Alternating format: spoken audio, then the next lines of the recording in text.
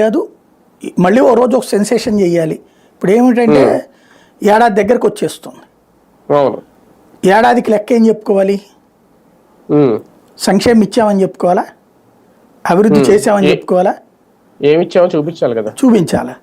దాని మీద చర్చ జరగకుండా ఉండాలంటే ఇంకొక వైపు చర్చ డైవర్ట్ కావాలి. పెద్దోళ్ళని లోపలేసేసాము, విజయసాయి రెడ్డికి ట్రై చేస్తున్నారు. విజయసాయి రెడ్డి ఓ పక్కన రివర్స్లో వెళ్ళాడు కాబట్టి అతన్ని ఏం చేయడానికి లేదు. ఇప్పుడు మిథున్ రెడ్డిని టార్గెట్ చేయాలా, పెద్దిరెడ్డిని టార్గెట్ చేయాలా, వీళ్ళ మీదనే కేసులు పెట్టాలన్నటువంటి రూట్లో కొనసాగుతుంది ప్రస్తుతం. దానికోసం లిక్కర్ స్కామ్ అన్నటువంటిది. ఇంతకుముందే మనం చెప్పుకున్నట్టు లిక్కర్ కుంభకోణం అంటే లిక్కర్ ప్రభుత్వం అమ్ముకుంటే లిక్కర్ కుంభకోణం అవుతుందా, ప్రైవేట్ వాళ్ళు అమ్ముకుంటే కుంభకోణం అవుతుందా?